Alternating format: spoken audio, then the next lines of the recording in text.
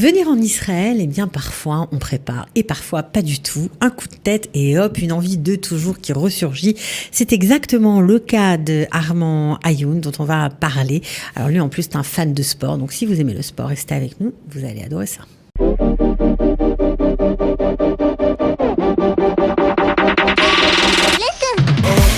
Armand Ayoun, bonjour, bienvenue. Alors j'adore moi ces personnalités un peu, on va dire fantasques, qui font plein de choses différentes et qui sont capables de tout pour aller jusqu'au bout de leurs rêves.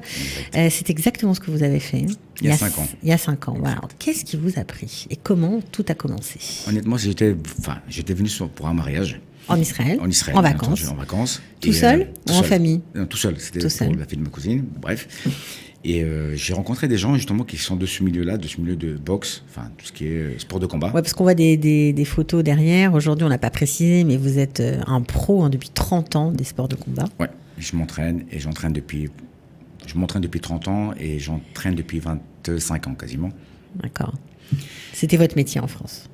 Pas tout à fait. Pas tout à fait, je donnais des cours, mais je travaillais en parallèle. À côté. Ouais. Ok. Donc, vous commencez à rencontrer des gens. Voilà. Donc ils me disent pourquoi tu viens pas vivre en Israël? Justement, tu peux ouvrir un club, et tu auras du monde, ton expérience. Tu vas affoler. Tu vas affoler des gens. Ok. J'ai dit écoute, tu sais, au début je vais réfléchir et puis j'ai dit attends, il y a le soleil, on est à la plage. C'est Israël en même temps, c'est mon pays, je suis né ici, donc en même temps je dis allez, tu sais quoi? Vous parliez l'hébreu? Je parle hébreu, ouais. Je parle hébreu, mais c'est pas l'hébreu que de maintenant. Voilà. J'ai quitté Israël, j'avais 11 ans. Ouais, mais quand même, vous aviez les rudiments de la langue. Oui, ça voilà. Oui. Et donc je suis rentré à Paris. Ça a cogité, et puis j'ai dit allez, tu sais quoi? Allez, un coup de tête. J'ai dit allez. Septembre, je suis venu à Haïfa. Et j'ai rencontré quelqu'un qui est devenu mon associé. Alors attendez, parce que vous allez un peu vite en besogne là. Vous dites allez, mais vous ne racontez pas que vous laissez derrière vous une femme et 4 enfants. On arrive. Vous étiez marié. Donc... Je suis toujours marié. Oui, bien sûr. Okay. Mais vous avez pris la décision de venir tout seul. Tout seul, oui. Ouvrir, voilà, j'ai dit je vais ouvrir le chemin. J'ai dit allez, j'ai une opportunité pour ouvrir une salle, c'était mon rêve. Vous avez eu une opportunité. Voilà, j'ai eu l'opportunité, justement, j'ai eu cette personne-là de Haïfa, donc j'étais le voir. Mais vous avez eu l'opportunité avant de venir ou une fois que vous étiez arrivé sur place? Non, avant de venir, je me suis renseigné. Ah. Ok, et après ça, voilà, je suis venu directement à Haïfa, j'ai été voir cette personne-là. Ouais. On a fait des tests et tout, et puis ça a pris directement. Et je suis revenu en France, c'est fin septembre, et j'ai dit allez, je démissionne. Je travaillais en tant que vendeur opticien. J'ai tout arrêté, j'ai démissionné. J'ai dit à ma femme, écoute, je prends mes affaires. C'est sûr que ça va marcher si Dieu veut. Voilà, et dès que ça marche, vous venez. Voilà, dès que ça marche, vous venez. Donc j'arrive sur Haïfa, et c'est pas aussi facile que ça. Pourquoi vous pensiez qu'il n'y avait pas beaucoup de clubs de sport? Je pensais qu'il n'y avait pas beaucoup de clubs de sport, et puis on m'a dit non, t'inquiète pas, ici ça va le faire, il n'y a pas de souci. Ok, j'arrive, sauf qu'il y a beaucoup de clubs de sport. Que ce soit en boxe thaï, que ce soit en MMA, que ce soit en jiu-jitsu brésilien. Donc tout est en... Voilà, tout existe en fait. Tout existe en fait. Tout. Il y a du karaté, il y a du kung-fu, il y a de tout. On ne vous attend pas, vous attendez pas. Voilà, du tout. Et ce que je fais, je demande comment ça se passe exactement les entraînements en Israël. Donc on me dit, les entraînements, ça commence à partir de fin d'après-midi. C'est-à-dire entre 4h et 5h. Surtout pour les activités extrascolaires pour les enfants. Exactement, parce qu'ils ont le tsaron, tout le reste. Bref. Donc je dis qu'est-ce que je fais toute la matinée, qu'est-ce que je fais toute la journée quasiment. Donc il me dit écoute, va travailler, je sais pas, il y a un truc. Je parle pas très très bien l'hébreu pour pouvoir travailler dans la high-tech comme la plupart. Donc je dis écoute, je trouve pas de solution. Donc parce que vous n'aviez pas d'argent. J'ai pas d'argent. Je suis arrivé ici avec 800 €. 800 € et je pensais non plus. J'arrive avec 800 €, on va pas faire grand chose avec 800 €, surtout en Israël. Donc j'ai retroussé mes manches. Ok, j'ai eu quelqu'un qui m'a proposé si tu veux travailler, il y a les autoroutes. J'ai dit, ok, bingo, j'y vais. De toute façon, ça n'a rien me fait peur. Le train ne m'a jamais fait peur. Vraiment, vous êtes un exemple à suivre parce que franchement, travailler dans les autoroutes pour quelqu'un qui vient de France, c'est quelque chose de pas tout à fait commun quand même. Non, surtout que quand tu travailles avec 50 Palestiniens, plus de 50 Palestiniens, et tu es le seul juif à arriver là-bas avec un tatouage au bras, Magen David.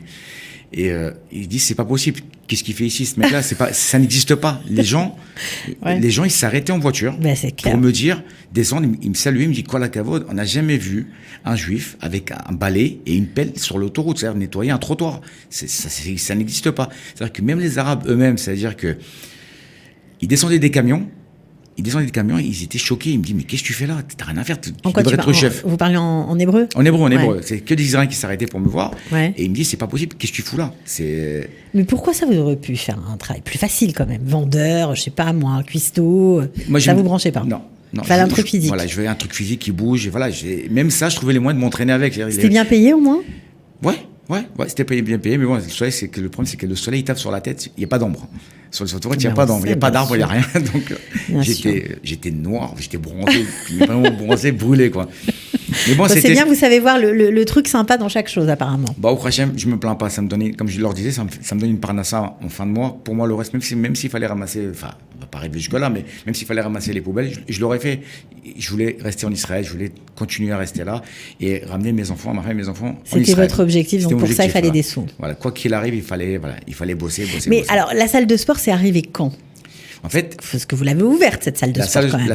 La salle de sport, je l'ai ouverte, sauf qu'il y a eu que, comme je l'ai dit au début, les entraînements, ils commençaient qu'en fin d'après-midi. Donc, c'était très dur au début pour se faire connaître parce qu'un Français qui arrive, donc ils ont déjà peur, ils se posent des questions, mais d'où il vient, et donc, quand même, c'est dur de faire son trou, c'est dur. Ouais, et pourtant vous avez une sacrée expérience, on l'a dit, mais vous avez entraîné des champions. Hein. Ouais. Aujourd'hui, vous entraînez, je crois, le champion d'Israël en MMA. J'en ai deux plus de deux. J'en ai 5 en champion de MMA, en petit, c'est-à-dire dans toutes les catégories. Toutes catégories. Et j'ai 2 superstars que j'ai là, qui sont sur le côté là. Ouais. Voilà, pareil, ils ont des combats de MMA, un en pro et l'autre en amateur, mais qui assurent quand même, ils y vont à fond. Et, voilà, MMA, on en a déjà parlé sur cette antenne, mais on rappelle, c'est Mixed Martial Arts. Ça veut dire en fait plusieurs disciplines, du judo, du jiu-jitsu brésilien, la boxe, la lutte. Tout est mélangé. Exactement, tout est mélangé. Bon, alors, malgré l'expérience, malgré vos compétences, ça a été dur. Comment ça s'est débloqué? Bon, en fait, ce qui s'est passé, c'est que on se fait connaître, ok. Donc moi, je suis arrivé. En fait, ma femme, elle est arrivée à Netanya en 2015. Ah ouais, vous allez trop vite. Vous nous avez perdu. Donc vous étiez à Haïfa, vous travailliez dans les autoroutes. En fin de journée, vous donniez des cours aux enfants à Haïfa. Vous avez ouvert une salle à Haïfa. Oui, j'avais une salle à Haïfa. Voilà, avec cet Israélien que vous aviez rencontré. J'étais associé avec un Israélien. Combien de temps ça a duré ça? Ça a duré presque 1 an et demi à peu près. Et puis bon, après, comme une fois que j'ai eu une sacrée équipe. Hein. J'avais plus de 30 élèves en boxe taille, en MMA aussi, pareil. Alors, qu'est-ce qui s'est passé? En fait, ils ont du mal avec honnêtement, moi perso, je sais ce que j'ai ressenti moi. Ils ont quand même du mal un peu avec les Français. C'est-à-dire qu'il y avait des compétitions, c'est le Français, mets-toi sur le côté. Et puis, ils me mettaient sur le côté, ils m'adressaient à peine la parole parce que je faisais pas partie de leur bande. De leur bande, quoi. Ouais. Donc, il a fallu que je fasse mes preuves. Donc, mes gars, quand ils arrivaient combattre, on ratatine et tout, donc automatiquement, celui-là, il a des bons combattants. 1 fois, 2 fois, 3 fois, et au bout de 5 fois, ça va, remonte, tu me serres la main, tu veux boire un café? Du coup, je vois le yachas, c'est-à-dire Vous avez été considéré différemment. Voilà, donc il faut se faire respecter, il faut se faire respecter. Et quand vous faisiez tout ça, vous entraîniez les enfants, etc., c'était encore des journées où le matin, vous étiez sur l'autoroute? Exactement, oui. Je finissais le travail, je prenais une douche, et j'allais travailler, je restais jusqu'à 23h. Des journées qui commençaient à 6h du matin? 6h, exactement. Et qui finissaient? À 23, 2h, 20 minuit quasiment. Bon, alors, pourquoi vous avez finalement décidé de partir à Netanya? Ma femme, elle a fait son allié avec les enfants. Et comme il y a une petite partie de sa famille qui habite à Netanya. Donc c'était plus facile. Voilà, c'était plus facile pour elle. Alors, pour elle surtout. On recommence tout encore une fois? On recommence tout. J'ai tout recommencé. Vous avez vendu la salle? J'ai vendu ma salle. Ouais. Ma partie, j'ai vendu. Et j'ai débarqué à Netanya. Alors là aussi, personne ne vous connaît. Alors là, on me connaissait que de vue parce que quand je venais de Sarcelles, je viens de Sarcelles, donc les gens me connaissaient. Ah, ça va vraiment, mais sans plus, c'est tout. Et donc là, je vais voir un club de sport et je lui dis, voilà, est-ce que je veux prendre des heures chez toi? J'ai pas d'argent, mais est-ce que tu me donnes cette opportunité-là d'entraîner des enfants, des jeunes. Mais c'est mes groupes à moi, et si tu veux que je te donnerai une partie. Il m'a dit ok, bingo. Donc moi honnêtement je dis ça ok, mais je réfléchis bien, je me dis est-ce que c'est bien ce que je fais ou pas? Et ben je commence avec le premier cours, je donne un cours, il y a mon fils et les 2 enfants de mon voisin qui sont là. Donc 3 personnes. Je ne me démonte pas, je dis non, ça va aller, ça va le faire. Je lâche pas. Je donne le cours sans problème. lendemain, hop, je repars, je fais un peu de publicité sur Facebook, ça passe. Et, au bout de 3 semaines, au bout de 3 semaines, je me retrouve avec 30 enfants. 30 enfants de plusieurs âges Alors, différents. on les voit là, ils sont trop mignons. Voilà, ceux-là. Et il y en a encore d'autres, encore Enfin, ils sont trop mignons, mais bon, j'aimerais pas quand même me retrouver dans un couloir noir avec eux un soir. Et voilà, et puis au prochain, au bout de, on va dire 2 mois, je me retrouve avec 60 enfants, 60 ados, enfants, petits, tout ça. Et vous n'avez jamais, parce que j'imagine que c'était dur aussi financièrement, parce qu'il y avait la femme, les 4 enfants, il fallait une maison, il fallait de l'argent, enfin, je veux dire, vous avez dû bien galérer, quoi. On a galéré, mais bon. Mais vous saviez que vous alliez y arriver. Il faut, je dis dans la vie, on n'a rien sans rien. Il faut se taper. Et puis le travail ne m'a jamais fait peur. Donc travailler de 7h du matin jusqu'à 23h jusqu'à maintenant, je le fais. Donc le contraire, pour moi, c'est une joie. Une joie. Donc aujourd'hui, il y a combien d'enfants? Aujourd'hui, je suis à 80 gosses. 80 gosses, sans compter les adultes? Sans compter les adultes. Vous m'impressionnez, Armand. Combien d'adultes? Parce que vous faites plein de trucs, vous faites du coaching privé, vous aidez les femmes à maigrir. Exactement. Femmes et hommes, hein, et les hommes, bien sûr. Donc vous êtes, on vous appelle le killer, le coach killer, voilà. Donc, en adulte, j'ai à peu près, en boxe taille, je fais le groupe des adultes. Ils sont à peu près, une vingtaine. Et donc vous avez une salle à vous maintenant? J'ai une salle à moi qui se trouve à Natania, à Stumper, à la rue Stumper. Quel numéro? Au numéro 3. Voilà, si vous passez par là, vous pouvez aller les voir. Ça s'appelle non, mais c'est vrai, Phoenix Team. On essaye de donner un peu de la visibilité aux nouveaux immigrants. Vous êtes là depuis 5 ans. Vous avez bien le droit aussi qu'on vous mette en lumière, en valeur. Alors, comment s'est passée l'intégration? Alors, vous, apparemment, professionnel, on l'a compris, ça a été dur, mais vu votre expérience et votre ténacité, ça marche. On vous souhaite que ça continue encore et encore. Pour votre femme, ça a été simple ou compliqué? C'est compliqué parce que surtout, c'est la langue. Elle ne parle pas l'hébreu? Pas du tout. D'accord. Alors, du tout. Et Mais l'Ulpan, franchement, elle était à l'Ulpan. Et ouais. Franchement, elle a assuré. Elle a assuré, il n'y a rien à dire. Autant que parler, écrire et lire. Ah, donc elle a appris? Elle a appris, mais bien appris. Mes enfants, c'est pareil. J'ai 2 enfants qui sont à l'armée. Ouais. Et 2 autres enfants qui sont à l'école. Ok, et, donc ils ont tous, honnêtement... ils sont intégrés. Ils sont intégrés complètement. Pour moi, ils sont intégrés complètement. Pour eux, je pense aussi, ils sont très contents. Ils ont dit on aurait dû venir plus tôt. Donc, je suis content que ça se passe comme ça. Donc, votre rêve a été finalement le rêve de toute la famille, quoi. Oui. Et vous vous accrochez. Alors, pourtant, on dit qu'il y a qu'à Natania, c'est compliqué. Il y a plein de gens, de jeunes un peu désœuvrés, que c'est difficile. J'imagine que dans votre salle, je vois la photo, on dirait, ils me font un petit peu peur, hein, je dois vous le dire quand même. Non, mais honnêtement, comment ça se passe? En fait, quand ils viennent chez moi, ils savent très bien que la première règle, c'est le respect. Il faut qu'ils se respectent entre eux.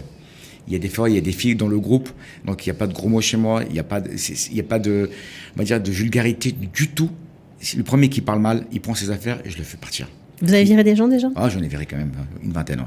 Une vingtaine? Ouais, une vingtaine. En combien de temps? En 1 an, j'en ai viré entre 20 et 25. Parce qu'ils savent très bien, de toute façon, ils savent très bien comment ça se passe à la Phoenix Team, chez Armand. C'est le respect avant tout.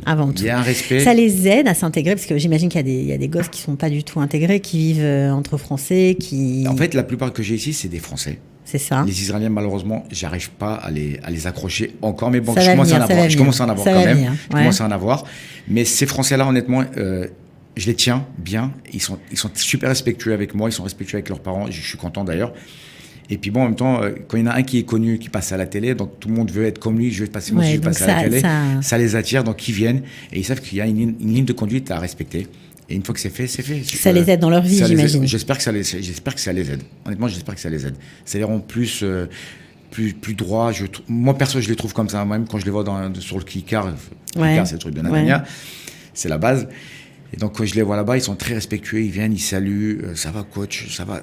C'est-à-dire que c'est vraiment, pour moi, ils sont très respectueux. Ils sont très respectueux vis-à-vis de moi et j'espère vis-à-vis des autres aussi. Mais moi, en tout cas, ça leur donne une autodiscipline aussi. Exactement.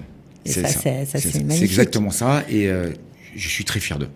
C'est magnifique. Nous, on est très fiers de vous. On souhaite vraiment à vos enfants, à votre femme de continuer à s'intégrer. Voilà. C'est un peu long, mais vous êtes la preuve que tout est possible, franchement. Honnêtement, je suis honnête avec vous. Si c'était à refaire, je le referais, mais d'une autre manière. Mais comme je dis, la plupart des Français qui font leur alia, c'est pas évident, mais en fait, quand on quitte la France, en fait, la France, on était gâtés. C'est un pays, on va dire, c'est un pays d'assistés. Enfin, ils nous assistent énormément. Pas d'assistés. Il y a des aides, il y a des aides énormes, des énormes aides. Ok. Quand tu arrives en Israël, c'est une guerre perpétuelle. C'est-à-dire que tu es obligé de c'est un pays qui se tape, quoi. C'est un pays de combattants. C'est pas un pays qui se laisse aller. On est quasiment à la technologie, on est les meilleurs au niveau technologie. Il faut être au top. Il faut se donner, il faut retrousser les manches et attaquer. Il faut pas être, je sais pas, non, mais là c'est très dur et je veux retourner en France, je préfère. Il faut se taper. Moi, j'ai pas lâché. Je vous assure, quand je vois, la plupart des gens ils me disent, ce que tu as fait. Tu as commencé tout en bas de l'échelle, c'est-à-dire que quand tu commences à travailler dans le bâtiment, c'est-à-dire que quand tu travailles dans le bâtiment, c'est pas n'importe quel bâtiment. Je n'étais pas plombier. Non, vous avez commencé tout en bas et vous avez grimpé les échelons tout doucement. Au principe, je suis monté, voilà, je suis connu, c'est bête de le dire, mais à Natania, voilà, tout le monde me connaît en tant que coach. Ouais. Et puis surtout, vous travaillez dans votre domaine, dans ce qui vous plaît, dans votre... Mieux que ça, je peux pas demander. Ben voilà, c'est ça qui est formidable. Et en plus en Israël, donc bravo à vous Armand. Merci beaucoup. Et je vous souhaite d'aller le voir, d'aller le retrouver. Dans sa salle Phoenix Team, rue Stampert, Natania. Merci beaucoup. Merci à vous. Et que des bonnes choses pour vous tous, en fait. Merci à tous. Voilà, que vous soyez un exemple pour tous ceux de Natania et pour nous et pour tout le monde. Voilà, à bientôt. À bientôt. Ciao. Ils ont relevé le défi de l'Alia. Alia Story, c'est vous, c'est nous.